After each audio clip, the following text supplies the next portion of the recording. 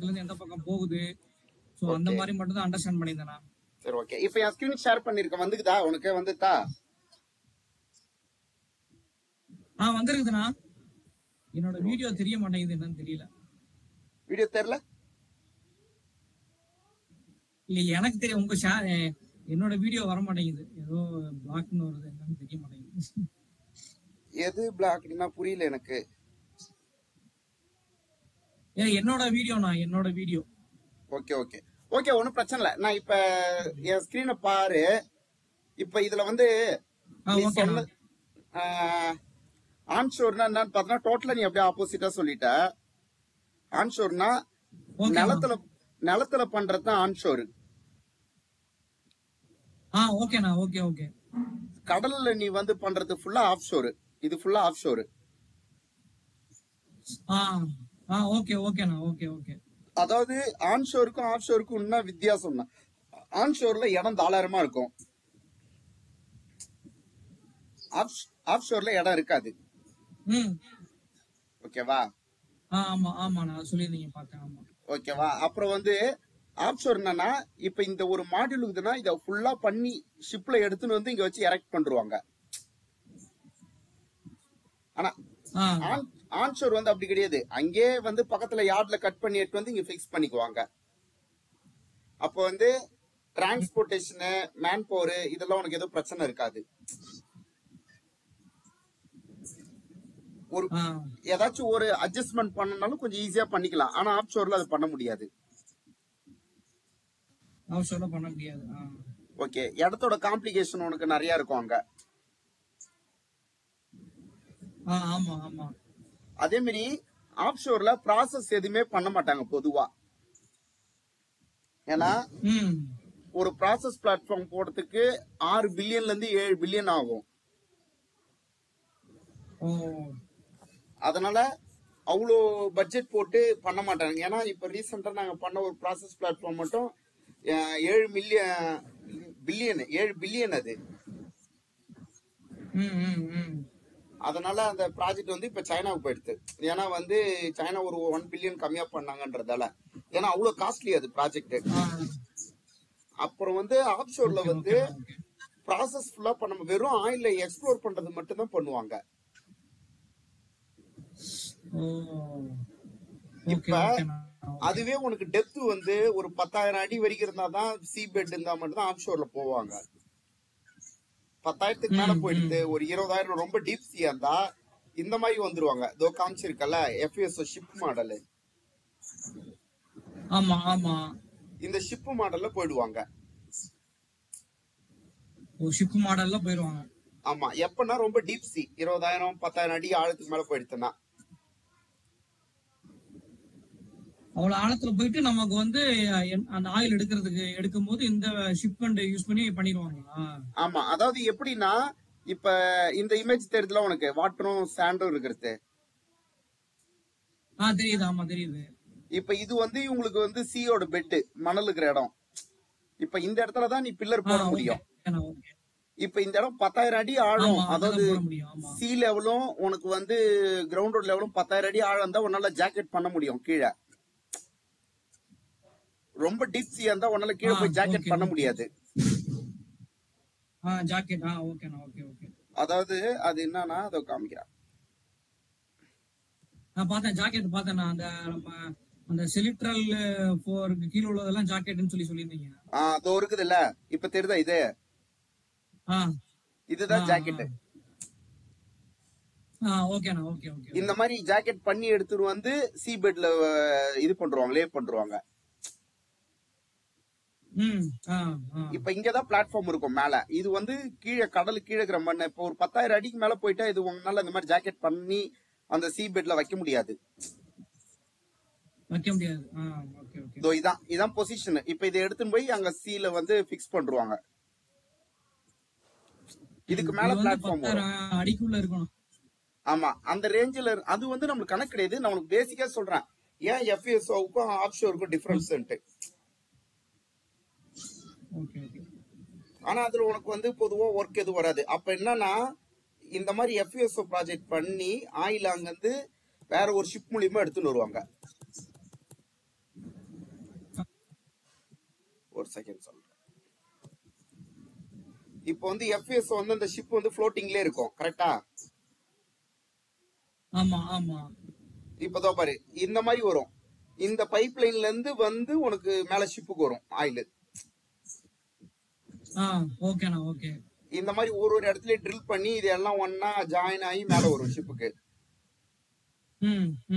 ஆனா ஆஃப் ஷோரா இருந்தா அப்படி வராது. ஆஃப் ஷோரா இருந்தா நம்ம வீட்ல எப்படி ட்ரில் பண்ணி போர் போடுவோம், தண்ணி எடுக்கிறதுக்கு போற மாதிரி நம்ம நார்மலாவே நிலத்துல அங்கேயே போட்டு ஃபிக்ஸடான போரா இருக்கும். ஆமா, ஒரு பைப்பு டைரக்டா கடல் உள்ள இறங்கும். கடல்லையும் ட்ரில் பண்ணிக்கின்னு அது கீழே போகும், மண்ணுக்குள்ள இருக்க தண்ணிக்குள்ள இருக்க. அதான் தண்ணில இருந்து மண்ணு அது நீ நல்லா உத்து பார்த்தனா அது ஒரு லைன் இறங்குது பாரு கீழே. இந்த இது 4 ஜாக்கெட் வந்து ஸ்ட்ரக்சரல்து. இதுலதான் இந்த பிளாட்ஃபார்ம் மொத்தமா நிக்கும். அது உள்ளாக்க பைப் பைப்பா கீழே போய் கீழே இருந்து இன்னும் அது எத்தனாயிரம் அடி டெப்த் உள்ள போடுமோ அந்த டெப்த் உள்ள போய் ட்ரில் பண்ணி அதை பிக்ஸ் பண்ணி வச்சிருப்பாங்க ஆல்ரெடி. அது வழியா ஆயில் வந்து மேல வரும். ஓகேவா? பொதுவா என்ன பண்ணுவாங்க, ஒரு இதுக்கு வந்து ஒரு லைன் தான் எடுப்பாங்களா இல்ல அங்கங்க ட்ரில் பண்ணி எடுப்பாங்களா? இப்ப இந்த மாதிரி பிக்ஸ்டா போட்டாங்கன்னா குறைஞ்சது 16-12 ட்ரில் பண்ணி போர் போட்டிருப்பாங்க. 16-18.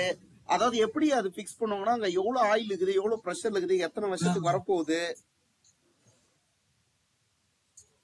அதெல்லாம் கால்குலேட் பண்ணி அங்க வந்து இப்ப 12 வெள்ளு ட்ரில் பண்றாங்கன்னா 12 வெள்ளு ஆபரேஷன்ல இருக்காது. ஒரு 4 மட்டும் ஆபரேஷன் இருக்கும், மீதி 4 ஐடில் க்ளோஸ் பண்ணி வச்சிருப்பாங்க.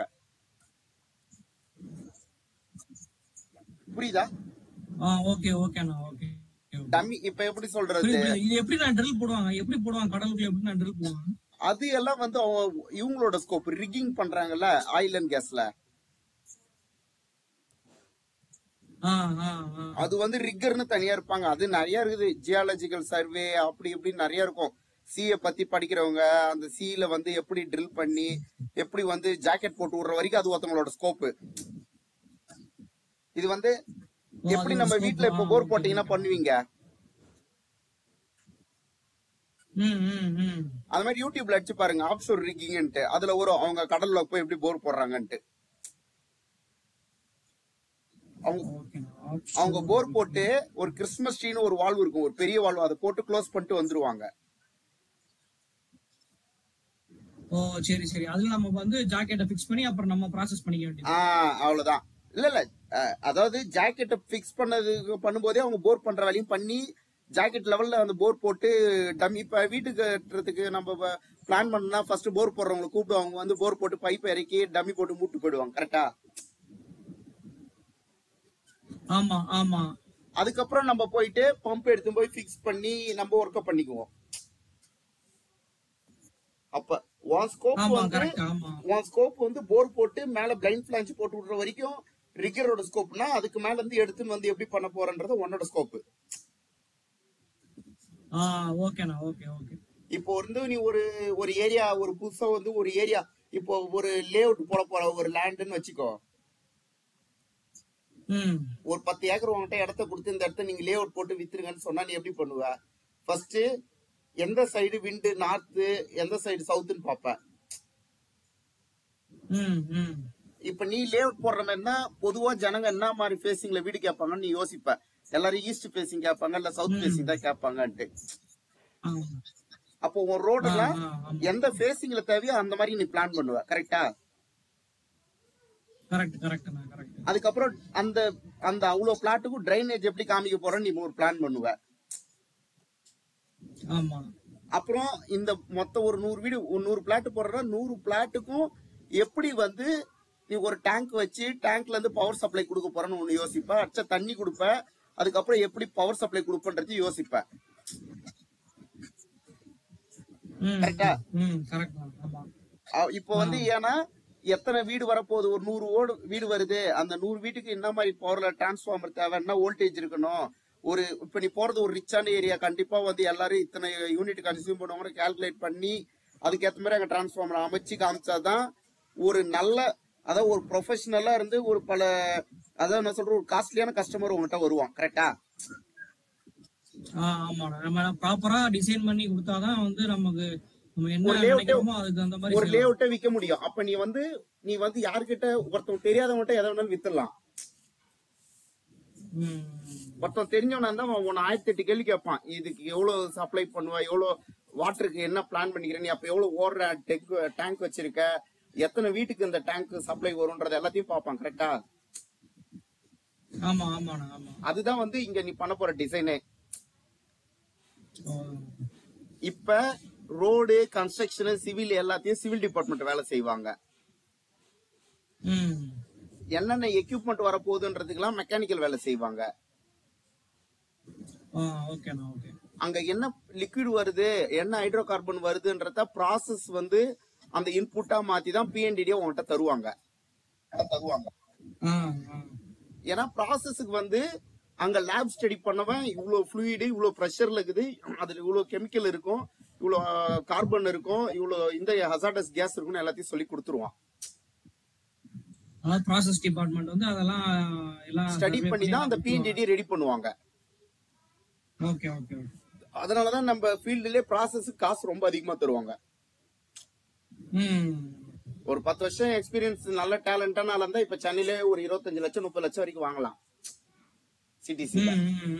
ஏன்னா ப்ராசஸ் வந்து அவ்வளவு இம்பார்ட்டன்ட் அது எல்லாத்துலயுமே.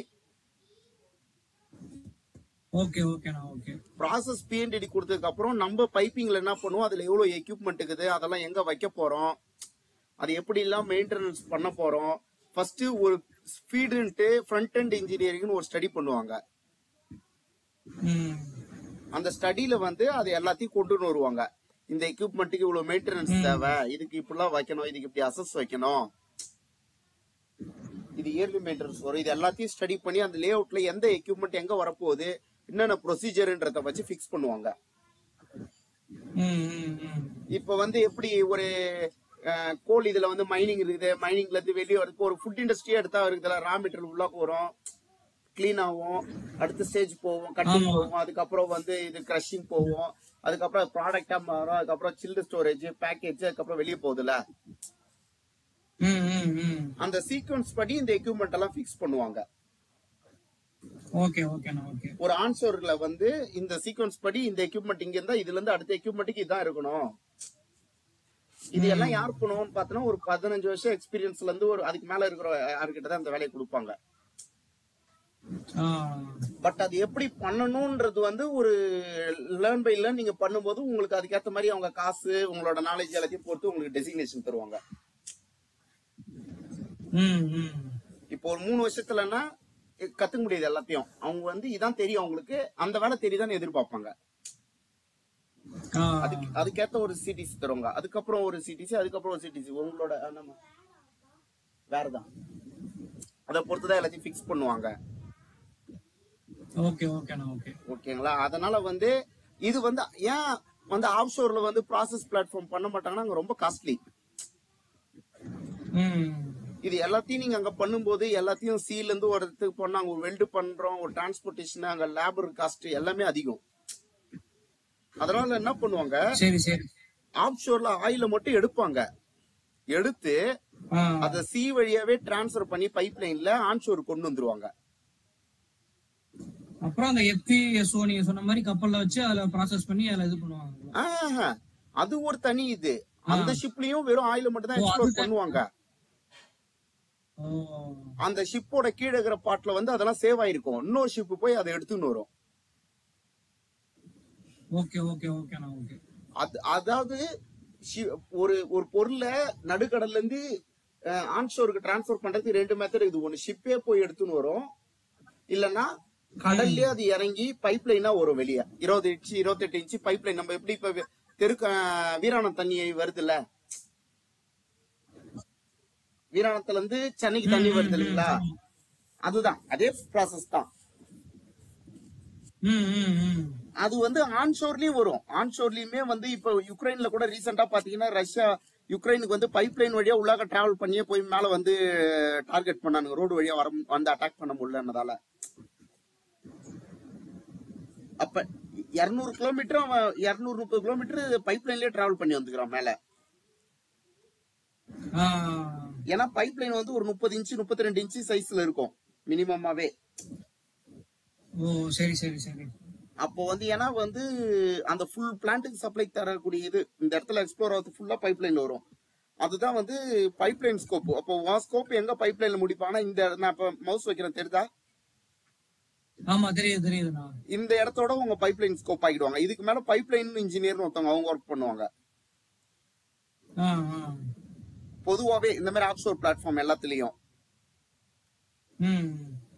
அதுதான் வந்து அவங்களோட ஸ்கோப். இப்ப பிஎன்டிடி வந்துன்னா பிஎன்டிடி வச்சு எக்யூப்மெண்ட் எல்லாம் பிக்ஸ் பண்ணி எப்படி பண்ண போறோம், எப்படி ரோடு வைக்க போறோம், எப்படி ரேக் பைப் ரேக் எப்படி வச்சு அதுல எந்தெந்த எக்யூப்மெண்ட் எப்படி வைக்க போறோம்ன்றதுக்குலாம் எல்லா கம்பெனியும் ஒரு ஸ்டாண்டர்ட் வச்சிருப்பாங்க. ஸ்டாண்டர்ட் படி தான் எல்லாத்தையும் பிக்ஸ் பண்ணணும் எப்பயுமே.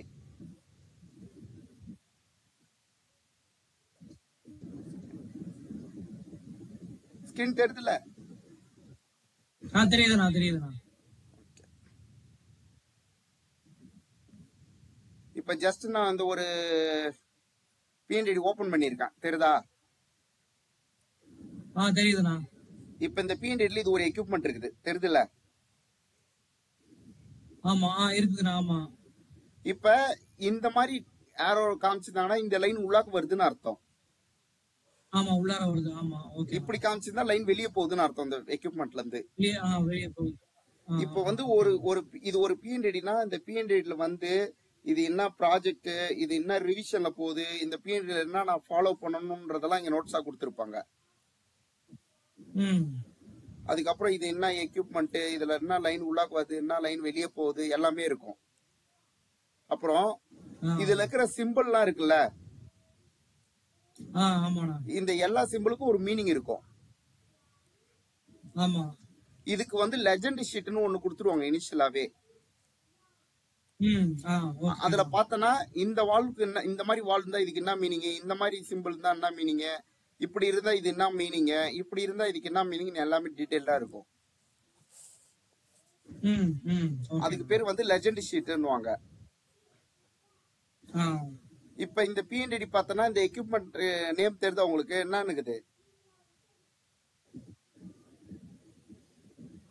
எக்யூப்மெண்ட் நேம் ரைட் சைடு இதுலயானா 89 MAF 6653. ஓகேவா? இப்ப இது வந்து ஒரு ஷீட்னு வச்சுங்க. இது வந்து ஒரு பிஎன்டிடி ஷீட். இதுல எவ்வளவு எக்யூப்மெண்ட் இருக்குதோ அது எல்லாத்தையும் இந்த மாதிரி கீழே வந்து டேப்லெட் காலம் கொடுத்திருப்பாங்க. இப்ப இதுல ஒரு எக்யூப்மெண்ட் தான் இருக்குது, அதனால இது ஒரே ஒரு டேப்லெட் காலம் கொடுத்திருக்காங்க.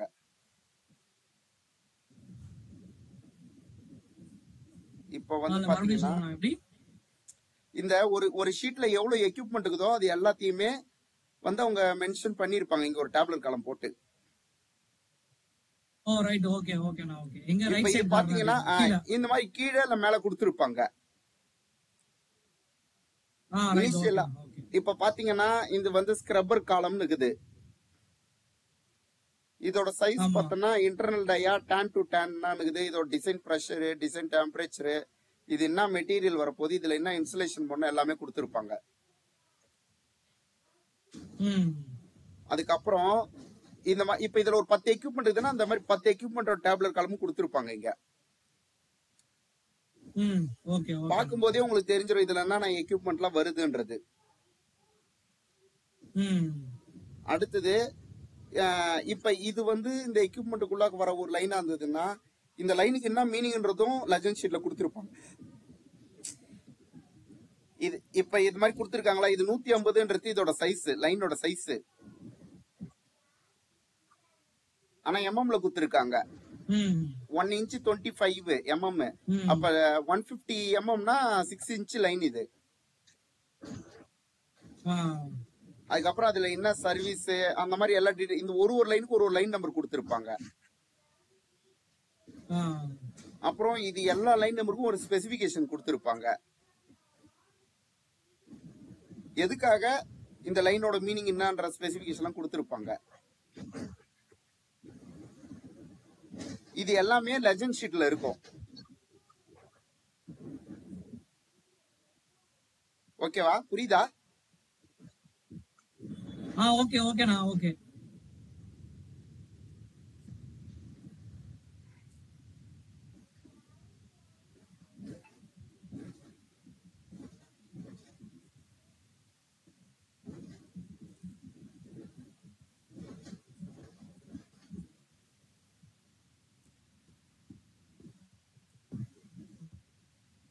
இப்ப இந்த எக்யூப்மெண்ட்லாம் எப்படி பிக்ஸ் பண்ணணும்ன்றதுக்கு இந்த மாதிரி கம்பெனி வந்து ஒரு ஸ்டாண்டர்ட் கொடுக்கும். இந்த ஸ்டாண்டர்டை பார்த்து தான் அதை எல்லாத்தையும் ஒர்க் பண்ணணும் எப்பயுமே.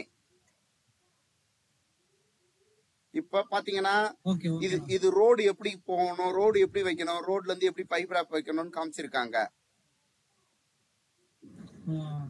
அதுக்கப்புறம் வந்து இதுக்கு எல்லாத்துக்கும் இங்க நேமிங் கொடுத்துருப்பாங்க. பேட்டரி லிமிட் கொடுத்துக்கிறாங்க. பேட்டரி லிமிட்னா எப்படி ஃபாலோ பண்ணணும்ன்றது, ஒரு ஏர் கூலர்னா எப்படி வைக்கணும், ஒரு வெசலை எப்படி வைக்கணும். அடுத்தது வந்து இப்ப நான் ஒரு காலம் காமிச்சல, அந்த காலம் வந்தா எப்படி வைக்கணும், எங்க எப்படி ஏறி எப்படி இறங்கணும், எல்லாத்தையும் இந்த மாதிரி ஸ்டாண்டர்டா கொடுப்பாங்க எப்பயுமே. இப்ப இது பார்த்தோன்னா ஒரு எக்யூப்மெண்ட், இது எல்லாம் எப்படி வைக்கணும். அடுத்தது வந்து பார்த்தோன்னா ஹீட் எக்ஸ்சேஞ்சர்னா எப்படி வைக்கணும். இந்த ஸ்டாண்டர்ட் உங்களுக்கு எல்லாத்தையும் அனுப்பிச்சுடுறேன். இந்த எக்யூப்மெண்ட் எப்படி வைக்கணும் அது எல்லாத்தையுமே வந்து இது பண்ணிருப்பாங்க, இது ஸ்டாண்டர்ட்ல கொடுத்திருப்பாங்க. மெயின் ஒரு ப்ராஜெக்ட்ல வந்து எந்த இடத்துல எந்த எக்யூப்மெண்ட் வைக்கணும், எவ்வளவு டிஸ்டன்ஸ்ல வைக்கணும், எல்லாமே வந்து எல்லாமே ஸ்டாண்டர்ட்ல இருக்கும். ஆமா. இப்ப வந்து பார்த்தோம்னா நான் இது எல்லாத்தையும் உங்களுக்கு அனுப்பிச்சுடுறேன், அப்புறம் மட்டும் ஒரு தடவை படிங்க.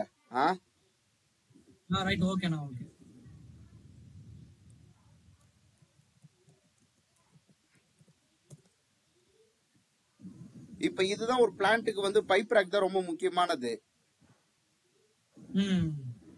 ஒரு பைப் ரேக்கை எப்படி பிக்ஸ், அதாவது இந்த பைப் ரேக்கு வந்து கான்செப்ட் இருக்கும், இது எப்படி பிக்ஸ் பண்ணணும், இதுல எக்யூப்மெண்ட் எல்லாம் எப்படி வச்சு எதனால எப்படி இந்த பைப் ரேக்கை பிக்ஸ் பண்ணணும்ட்டு இது எல்லாமே ஸ்டாண்டர்ட்ல இருக்கும். ஒரு கம்பெனிக்கும் ஒரு ஸ்டாண்டர்ட் மாறுமானா? இல்ல இது எல்லாமே ஆல்ரெடி யுஎஸ் காரன் வந்து ASME B36.10 ஒரு ஸ்டாண்டர்டை ப்ரிப்பேர் பண்ணி ஆயில் அண்ட் கேஸ்னா எப்படிதான் இந்த ஸ்டாண்டர்ட் இருக்கணும்னு எல்லாத்தையும் டிரைவ் பண்ணி வச்சிருப்பான். அதுல இருந்து அந்த கம்பெனிக்கு என்னென்ன தேவையோ லைட்டா மாடிஃபிகேஷன் பண்ணிக்குவாங்க. அந்த பிளான்ட்க்கு தகுந்த மாதிரி, இடத்துக்கு தகுந்த மாதிரி லைட்டா அந்த மாதிரி மாத்திக்குவாங்க. கொஞ்சம் அவங்க அந்த ப்ராஜெக்ட்ல ஒரு சில ஸ்டாண்டர்ட் ஃபாலோ பண்ணிக்குவாங்க. ஆனா எல்லா ப்ராஜெக்ட்டுமே யூனிவர்சலா அந்த ஸ்டாண்டர்ட் தான் ஃபாலோ பண்ணுவாங்க. ஓகேவா? ஒரு பைப் ரேக் எப்படி ஃபிக்ஸ் பண்ணனும், ஒரு எக்யூப்மெண்ட் எப்படி ஃபிக்ஸ் பண்ணனும்ன்றது எல்லாமே அந்த ஸ்டாண்டர்டை பொறுத்ததுதான். நான் வந்து உங்களுக்கு வந்து இந்த P&D அனுப்பிச்சுடுறேன். அதுக்கப்புறம் வந்து இந்த ஸ்டாண்டர்ட் அனுப்பிச்சுடுறேன், இது எப்படி எல்லாம் வைக்கணும்ட்டு. இப்ப இதெல்லாம் வால்வ் அசஸ்ல எப்படி வைக்கணும்னு காமிச்சிக்கிறாங்க. இந்த வால்வ் எப்படி வைக்கணும், ஒரு பம்ப் வச்சா எப்படி வைக்கணும், எப்படி சைட்ல எவ்வளவு அகலம் வைக்கணும், பைப் ரேக்ல இருந்து எப்படி வைக்கணும், பம்போட லைன் எப்படி எடுத்துன்னு வரணும்ன்றது எல்லாமே இருக்கும். இது எல்லாத்தையும் கோ த்ரூ பண்ணிட்டு இந்த சைட்ல என்ன நோட்ஸ் குடுத்துறாங்கன்றதையும் பாருங்க எல்லாத்தையும். அதுக்கப்புறம் இந்த P&D கொஞ்சம் ஸ்டடி பண்ணுங்க ஃபுல்லா. இந்த P&D இதோட லெஜண்ட் ஷீட்டையும் அனுப்பிச்சுடுறேன். அப்புறம் இன்ஜினியரிங் ஸ்டாண்டர்ட் இருக்கும், அது எல்லாத்தையும் கோ த்ரூ பண்ணுங்க. ஏன்னா ஒரு 8 வருஷம் காமிச்சாதான் ஓரளவுக்கு நல்ல காசா பார்க்க முடியும். அப்ப 8 வருஷத்துக்கு ஏத்த மாதிரி நான் உங்களுக்கு சொல்லி கொடுத்து ரெடி பண்ணிடுறேன், அவ்வளவுதான். அதுக்கு அப்பதான் அங்க போய் நீங்க மேனேஜ் பண்ணி உங்களால அதை பண்ண முடியும். ஓகேவா? அதனால நான் இது எல்லாத்தையும் ஷேர் பண்ணி விடுறேன். நீங்க அப்புறமாட்டா திரும்ப ப்ரிப்பேர் பண்ணிட்டு எப்போ ப்ரிப்பேர் பண்ணிட்டு எனக்கு சொல்லுங்க. அதுக்கப்புறம் அடுத்தது பார்க்கலாம். மெயில் அனுப்பிச்சுடுறேன். இது வரைக்கும் இப்ப சொன்னது எல்லாத்தையுமே வந்து வீடியோவா அப்லோட் பண்றேன். ஏதாவது டவுட்னா அதுல